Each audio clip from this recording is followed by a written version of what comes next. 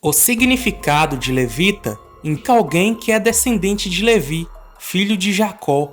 Os levitas aparecem na Bíblia especialmente por serem pessoas que foram separadas para cuidar das questões do santuário e do culto a Deus durante a antiga aliança. O povo de Israel foi formado por 12 tribos que descendiam dos filhos de Jacó. Levi era o nome de um desses filhos. Portanto, os levitas eram os membros da tribo formada por seus descendentes. Levi teve 3 filhos, Gerson, Coate e Merari. Esses 3 filhos deram origem a 3 famílias, que constituíam a tribo de Levi.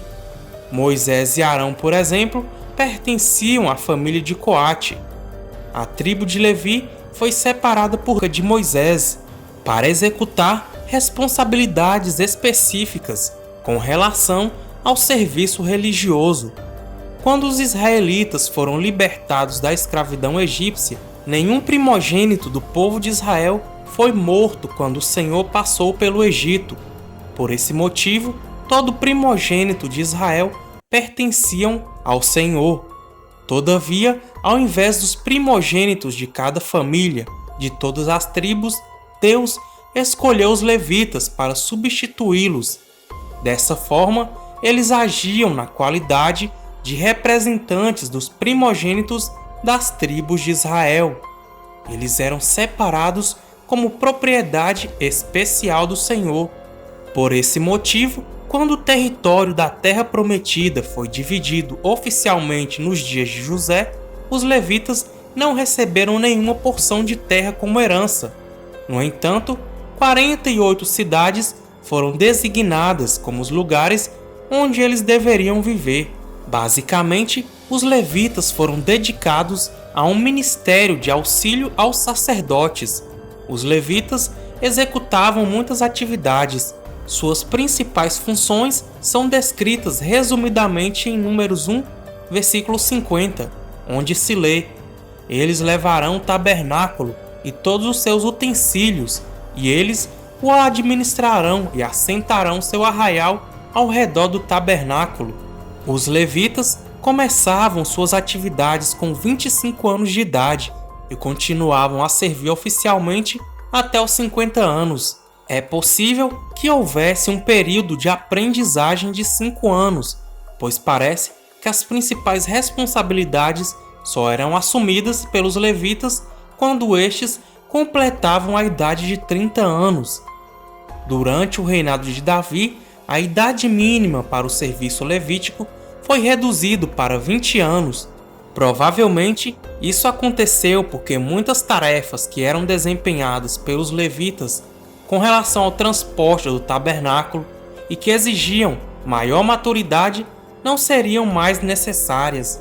Apesar dos sacerdotes serem da tribo de Levi, o restante dos levitas eram proibidos de ministrar diante do santuário sagrado.